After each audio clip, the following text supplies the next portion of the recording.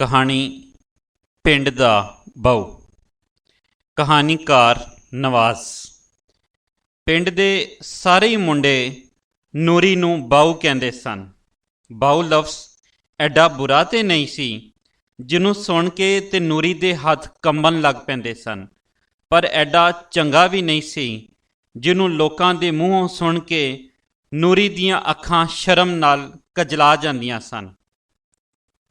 ਜਦੋਂ ਵੀ ਕੋਈ ਮੁੰਡਾ ਉਹਨੂੰ ਕੋਲੋਂ ਲੰਘਦਿਆਂ ਵੇਖ ਕੇ ਹੌਲੇ ਜਿਹੇ ਬਾਊ ਕਹਿੰਦਾ, ਉਹ ਛੇਤੀ ਨਾਲ ਇੰਝ ਉਹਦੇ ਕੋਲੋਂ ਲੰਘ ਜਾਂਦੀ ਜਿਵੇਂ ਹੁਣ ਉਹ ਬਾਊ ਕਹਿ ਕੇ ਉਹਦੀ ਸਾਂਵਲੀ ਜਿਹੀ ਬਾਂਹ ਵੀ ਫੜ ਲੇਗਾ ਤੇ ਉਹਦੇ ਕੋਲ ਹੁੰਦੇ ਹੋਏ ਇਹ ਵੀ ਕਹਿ ਦੇਗਾ, ਕਿੱਥੇ ਚੱਲੇ ਹੋ ਸੋਹਣਿਓ।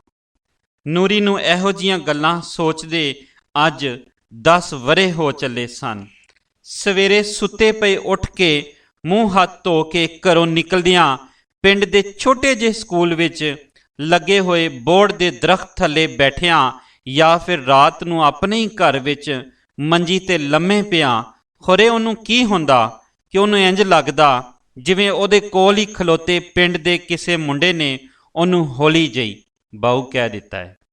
ਉਹਦੇ ਹੱਥ ਗੁੱਸੇ ਨਾਲ ਕੰਬਣ ਲੱਗ ਪੈਂਦੇ, ਉਹਦੀਆਂ ਲੰਮੀਆਂ ਪਲਕਾਂ ਵਾਲੀਆਂ ਡੂੰਘੀਆਂ ਅੱਖਾਂ ਸ਼ਰਮ ਨਾਲ ਕਜਲਾ ਜਾਂਦੀਆਂ। ਉਹ ਤੇਜ਼ੀ ਨਾਲ ਇੱਧਰ ਉੱਧਰ ਵੇਖਣ ਲੱਗ ਪੈਂਦੀ ਤੇ ਉਸ ਵੇਲੇ ਜਾਂ ਤੇ ਉਹ ਪਿੰਡ ਦੀ ਕਿਸੇ ਰਾਹ 'ਤੇ ਇਕੱਲੀ ਟੁਰੀ ਜਾਂਦੀ ਜਾਂ ਫਿਰ ਆਪਣੇ ਹੀ ਘਰ ਵਿੱਚ ਮੰਜੀ 'ਤੇ ਲੰਮੀ ਪਈ ਹੁੰਦੀ ਤੇ ਉਹਦੇ ਕੋਲ ਕੋਈ ਵੀ ਨਾ ਹੁੰਦਾ। ਉਹ ਬੜੇ ਗੌਰ ਨਾਲ ਆਪਣੇ ਅੱਗੇ ਪਿੱਛੇ ਵੇਖਦੀ, ਪਰ ਉਹਦੇ ਦਿਲ ਨੂੰ ਯਕੀਨ ਫੇਰ ਵੀ ਨਾ ਆਉਂਦਾ।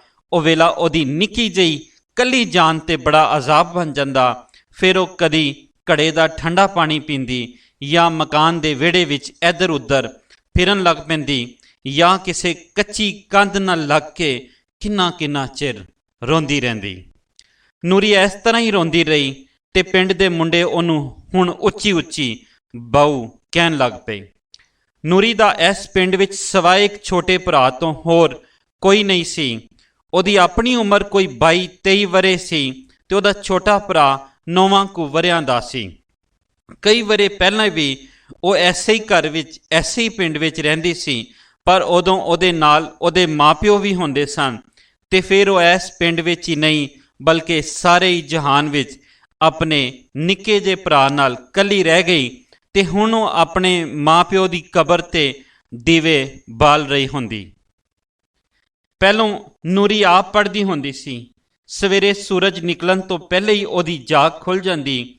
ਫਿਰ ਉਹ ਆਪਣੀ ਮਾਂ ਨੂੰ ਜਗਾਉਂਦੀ, ਦੋਵੇਂ ਰਲ ਮਿਲ ਕੇ ਘਰ ਦਾ ਕੰਮ ਕਰਦੀਆਂ ਤੇ ਜਦੋਂ ਸੂਰਜ ਹੌਲੇ ਹੌਲੇ ਇਸ ਪਿੰਡ ਵੱਲ ਝਾਤੀ ਮਾਰਦਾ ਉਦੋਂ ਉਹਦੀ ਮਾਂ ਉਹਨੂੰ ਲੱਸੀ ਦਾ ਭਰਿਆ ਹੋਇਆ ਗਲਾਸ ਪਿਆਂਦੀ, ਰੁਮਾਲ ਵਿੱਚ 1-2 ਪਰਾਂਠੇ ਬੰਨ੍ਹ ਦਿੰਦੀ ਤੇ ਉਹ ਆਪਣੀਆਂ ਕਿਤਾਬਾਂ ਵਿੱਚ ਉਸ ਰੁਮਾਲ ਨੂੰ ਰੱਖ ਕੇ ਸਕੂਲ ਪੜ੍ਹਨ ਚਲੀ ਜਾਂਦੀ।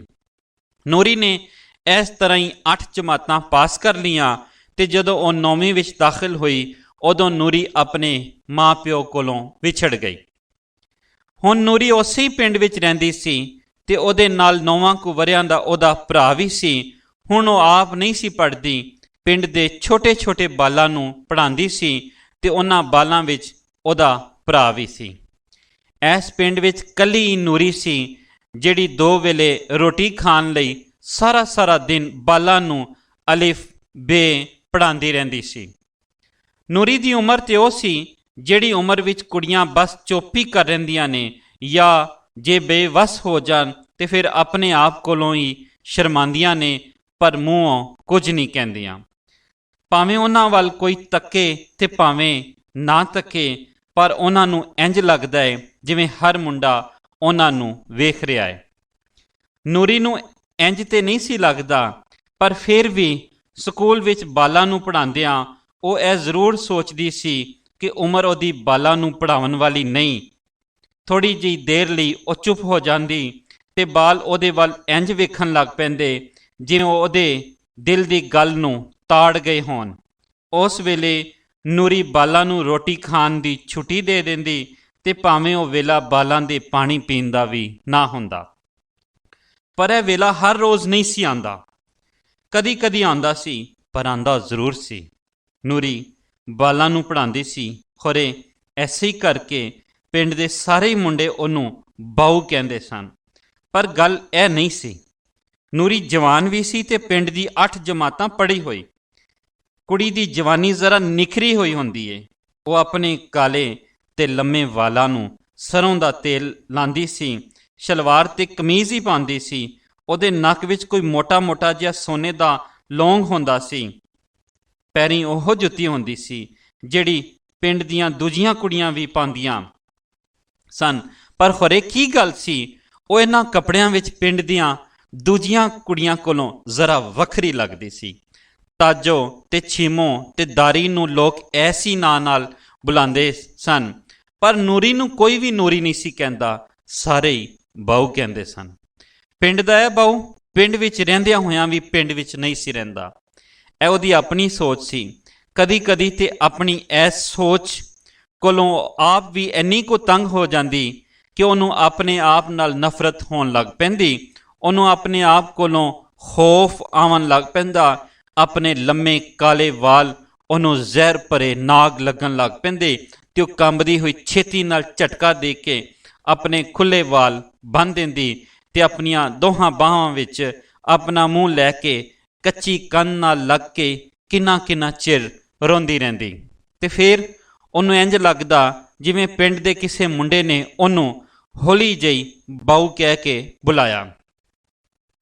ਉਹ ਤੇਜ਼ੀ ਨਾਲ ਅੱਖਾਂ ਚੁੱਕ ਕੇ ਇੱਧਰ ਉੱਧਰ ਅੱਗੇ ਪਿੱਛੇ ਵੇਖਦੀ ਤੇ ਜਦੋਂ ਉਹਨੂੰ ਆਪਣੇ ਕੋਲ ਕੋਈ ਵੀ ਨਜ਼ਰ ਨਾ ਆਉਂਦਾ ਤੇ ਉਹ ਫਿਰ ਬਾਹਾਂ ਵਿੱਚ ਮੂੰਹ ਦੇ ਕੇ ਰੋਵਣ ਲੱਗ ਪੈਂਦੀ। ਨੂਰੀ ਨੂੰ ਕੋਲੋਂ ਲੰਘਦੇ ਵੇਖ ਕੇ ਮੁੰਡੇ ਉਹਨੂੰ ਬਾਊ ਤੇ ਜ਼ਰੂਰ ਕਹਿੰਦੇ ਸਨ ਤੇ ਉਹ ਤੇਜ਼ੀ ਨਾਲ ਉਹਨਾਂ ਦੇ ਕੋਲੋਂ ਲੰਘ ਵੀ ਜਾਂਦੀ ਸੀ, ਪਰ ਕੋਈ ਵੀ ਅਗਾਂਹ ਵੱਧ ਕੇ ਉਹਦੀ ਸਾਂਵਲੀ ਜਿਹੀ ਬਾਂਹ ਫੜ ਕੇ ਉਹਨੂੰ ਇਹ ਨਹੀਂ ਸੀ ਪੁੱਛਦਾ, ਕਿੱਥੇ ਚੱਲੇ ਹੋ ਸੋਹਣਿਓ। ਨੂਰੀ ਇਹੋ ਚਾਹੁੰਦੀ ਸੀ ਕਿ ਹੁਣ ਕੋਈ ਉਹਦਾ ਰਸਤਾ ਰੋਕ ਲਵੇ, ਉਹਦੇ ਰਾਹ ਵਿੱਚ ਖਲੋ ਜਾਵੇ ਤੇ ਫਿਰ ਨੂਰੀ ਉਹਦੀ ਬਾਂਹ ਫੜ ਕੇ ਅੱਗੇ ਵਧੇ, ਕੱਲੀ ਨਾ ਜਾਵੇ। ਨੂਰੀ ਇਹੋ ਸੋਚਦਿਆਂ 22 ਵਰਿਆਂ ਦੀ ਹੋ ਗਈ ਸੀ, ਪਰ ਹਾਲੀ ਉਹ ਵੇਲਾ ਨਹੀਂ ਸੀ ਆਇਆ। ਕਦੀ ਕਦੀ ਉਹਨੂੰ ਇਹ ਵੀ ਖਿਆਲ ਆਉਂਦਾ ਸੀ ਕਿ ਕਿਤੇ ਇਹੋ ਹੀ ਨਾ ਹੋਵੇ ਕਿ ਉਹ ਸਾਰੀ ਉਮਰ ਬਾਲ ਹੀ ਪੜ੍ਹਾਉਂਦੀ ਰਵੇ ਤੇ ਮੁੰਡੇ ਉਹਨੂੰ ਬਾਊ ਹੀ ਕਹਿੰਦੇ ਰਹਿਣ। ਉਹ ਕੱਲੀ ਸੀ ਤੇ ਕੱਲੀ ਸੋਚਦੀ ਸੀ। ਉਹਦਾ ਕੋਈ ਹੋਰ ਦੂਜਾ ਹੈਗਾ ਵੀ ਇਹ ਨਹੀਂ ਸੀ ਜਿਹਨੂੰ ਆਪਣੇ ਦਿਲ ਦੀ ਗੱਲ ਸੁਣਾ ਸਕੇ। ਪਿੰਡ ਦੀਆਂ ਕੁੜੀਆਂ ਤੇ ਉਹਦੇ ਨਾਲ ਬਹਿੰਦੀਆਂ ਵੀ ਨਹੀਂ ਸਨ, ਹਮੇਸ਼ਾ ਉਹਦੇ ਪੈਰਾਂ ਵਿੱਚ ਜਾਂ ਉਹਦੇ ਕੋਲੋਂ ਨੀਵੀਂ ਜਗ੍ਹਾ 'ਤੇ ਬੈਠਦੀਆਂ ਸਨ। ਤੇ ਜਦੋਂ ਇੱਕ ਵਾਰੀ ਛੀਮੋ ਦੀ ਬਾਂਹ ਫੜ ਕੇ ਉਹਨੇ ਉਹਨੂੰ ਨਾਲ ਬਿਠਾਉਣ ਦੀ ਕੋਸ਼ਿਸ਼ ਕੀਤੀ ਸੀ, ਉਦੋਂ ਛੀਮੋ ਇਹ ਕਹਿ ਕੇ ਹੇਠਾਂ ਬਹਿ ਗਈ ਸੀ, ਅਸੀਂ ਉਹ ਜੱਡ ਕੁੜੀਆਂ ਤੁਹਾਡੇ ਨਾਲ ਨਹੀਂ ਬੈਠ ਸਕਦੀਆਂ ਬਾਊ।